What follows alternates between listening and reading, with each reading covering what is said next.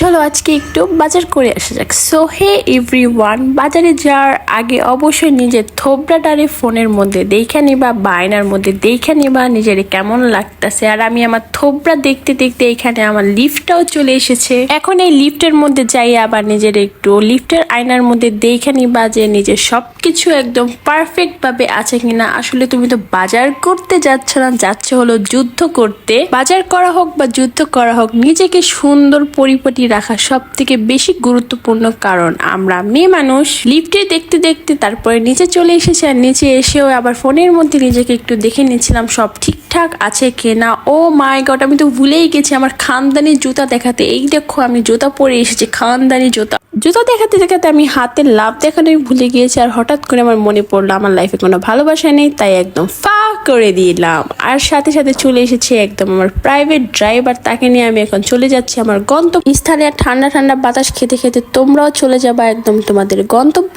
স্থানে। কেনাকাটা যেখানে করবা ঠিক সেখানে। আর এইখানে চলে এসে তোমার অনেক জিনিসের প্রতি নজর যাবে, অনেক কিছুই তোমার কিনতে মনে হবে। তারপর তোমার মনে পড়বে ওফ আমার পকেটে তো টাকা নেই, কারণ আমি একটা ফকির। না মানে এরকমটা মনে হতেই পারে। তারপরে মনোবলটাকে শক্ত করে একদম নিজের মতো কেনাকাটা করে বেরিয়ে যাবো ওইখান থেকে। তারপরে এখানে এসে তোমার অনেক কিছু কেনাকাটা করতে মনে হবে, তারপরে মনে করবে অপচয় করা একদমই ভালো নয়। তারপর প্রয়োজনীয় জিনিসপত্র কেনাকাটা করে তুমি বাসার উদ্দেশ্যে রওনা দিবা। আর লিফটের সামনে এসে আবারও ঠিক বাজার সদাই নিয়ে রং ঢং করা শুরু করে দিবা আমার মতো। দেখো আমি যে এরকমটা করতেছিলাম। আর যারা ক্যামেরার সামনে আসতে চায় না তাদের এরকম সাইড করে দিবা। যাই হোক, আজকে আমি এখানে বিদায় নিচ্ছি। ভালো লাগলে সবাই লাইক কমেন্ট শেয়ার করে যাইবা।